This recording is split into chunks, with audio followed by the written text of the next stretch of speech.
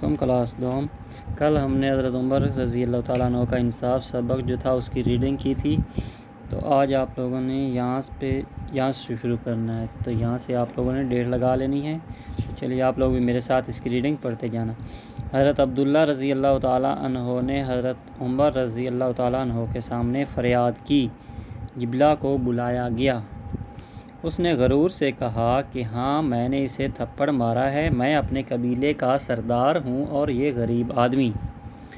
حضرت عمر رضی اللہ تعالیٰ عنہ نے فرمایا، اسلام میں امیر اور غریب میں کوئی فرق نہیں، تم سزا سے نہیں بچ سکتے۔ جبلہ بہت پریشان ہوا اور موقع پا کر بھاگ نکلا۔ اس نے اسلام چھوڑ دیا اور دوبارہ دین کے دشمنوں میں شامل ہو گیا۔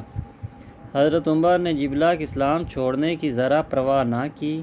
آپ رضی اللہ تعالیٰ عنہ نے فرمایا، میں انصاف کا دامن نہیں چھوڑ سکتا۔ اللہ اور اس کے رسول صلی اللہ علیہ وسلم نے بندوں میں مساوات قائم کی ہے، میں کسی امیر آدمی سے رعایت کر کے انصاف کا خون نہیں کر سکتا۔ یہاں تک آپ لوگوں نے ڈیٹ لگا لینی ہے۔ دوبارہ پھر پڑھ لیتے ہیں۔ حضرت عبداللہ رضی اللہ تعالیٰ عنہ نے حضرت عمر رضی اللہ تعالیٰ عنہ کے سامنے فریاد کی، جبلہ کو بلایا گیا۔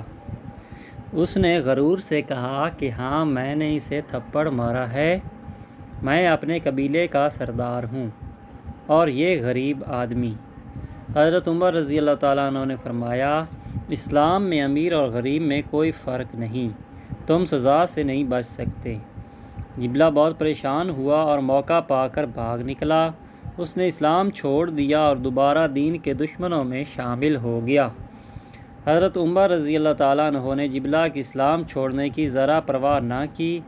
آپ رضی اللہ تعالیٰ عنہ نے فرمایا، میں انصاف کا دامن نہیں چھوڑ سکتا۔ اللہ اور اس کے رسول صلی اللہ علیہ وسلم نے بندوں میں مساوات قائم کی ہے، میں کسی امیر آدمی سے رعایت کر کے انصاف کا خون نہیں کر سکتا۔